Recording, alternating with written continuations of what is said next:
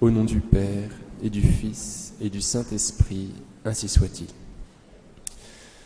Chers amis, nous entendons dans cet hymne pascal Victime Pascali Laudes, cet hymne qui est très, très ancien, paraît-il, qui date d'avant le XIe siècle, qu'il y eut un duel puissant entre la mort et la vie. Vita et mors, duello conflixere mirando. Donc un duel magnifique entre la mort et la vie qui s'entremêlent.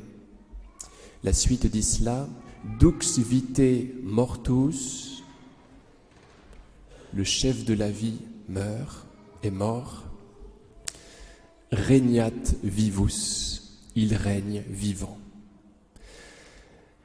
Il y avait déjà eu, à l'origine de l'histoire des hommes, un combat magnifique dans le ciel, qui se déroula dans le ciel entre Saint Michel et ses anges d'une part, et le dragon et ses propres anges d'autre part.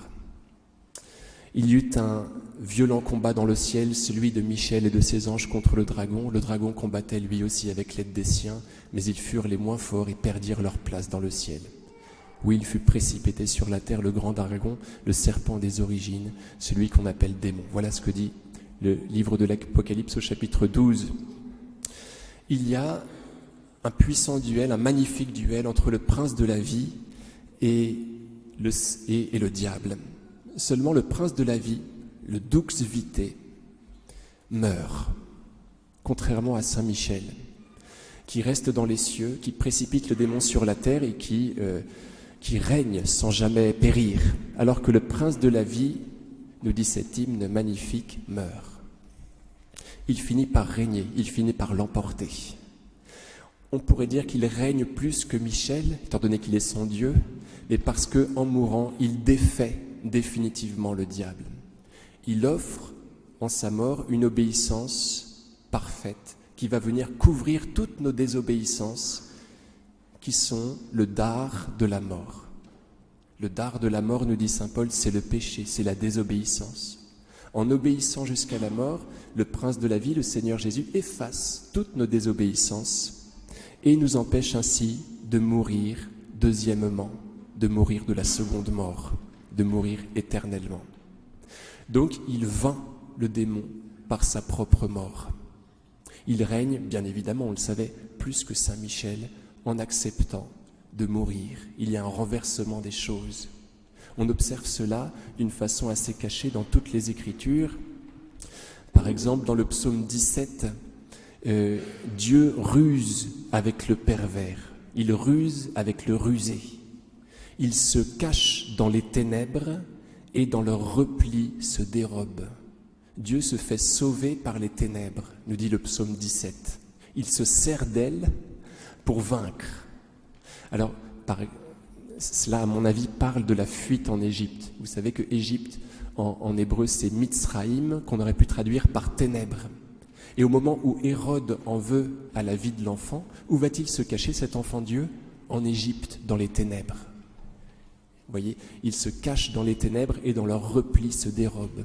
Donc en fait, il ruse avec les méchants. Il se sert d'eux pour gagner. C'est dans le psaume 17 qu'on entend cela, vous voyez. Il se cache dans les ténèbres, dans leur repli se dérobe. Il ruse avec le rusé, avec le pervers. Donc Dieu, pour vaincre, ruse avec le démon. Un petit peu comme au judo, vous voyez, il ploie à un moment donné pour finalement renverser son adversaire. C'est comme ça qu'il fait pour vaincre le diable. Il accepte de mourir parce qu'il le faut, en tout cas c'est comme ça que se décline son projet de salut, et il gagne. Et il faut que nous intégrions cela dans notre vie. Si le Seigneur Jésus n'a pas voulu faire l'économie de l'échec, a fortiori, nous ne pourrons pas faire cette même économie. Il faut que nous acceptions de passer par la croix, par l'échec, par la descente, et le Seigneur se plaira, comme il fit avec les disciples d'Emmaüs, à nous montrer tout ce qui se cachait dans nos épreuves en matière de gloire. Et puis notre cœur brûlera à ce moment-là, comme celui des disciples d'Emmaüs qui entendaient le Seigneur Jésus parler de toute la gloire qui se cachait à l'intérieur de sa croix. tel que l'annonçait l'Ancien Testament. Soyons comme Saint Joseph, qui faisait toujours contre mauvaise fortune bon cœur, qui voyait dans les épreuves une promesse de gloire. Souvenez-vous, il couche l'enfant Jésus dans la mangeoire. On peut imaginer qu'à ce moment-là, il ait eu peur d'être foudroyé de la part du Très-Haut parce qu'il couchait son fils dans une mangeoire. Il faut le faire quand même, de coucher le Fils de Dieu dans une mangeoire. C'est dégoûtant. Mais il fait contre mauvaise fortune bon cœur. Il croit, il loue. Certainement qu'il a eu un peu d'humour avec la Vierge Marie à ce moment-là. Vous voyez qu'ils ont dû dire, c'est quand même pas génial. Quelque chose comme ça. Et donc il rit. Et c'est le Saint-Père qui explique cela dans Patris Cordée au numéro 4, au chapitre 4. Parce qu'il veut bien louer à l'intérieur de la difficulté, il va plus vite voir que les autres la gloire qui se cache à l'intérieur de cette croix, à l'intérieur de cette difficulté. Alors bien sûr qu'il y a une gloire, étant donné que le Fils de Dieu signifie par là qu'il veut se donner à manger, qu'il devient nourriture pour l'humanité. Il y a tout un message très heureux.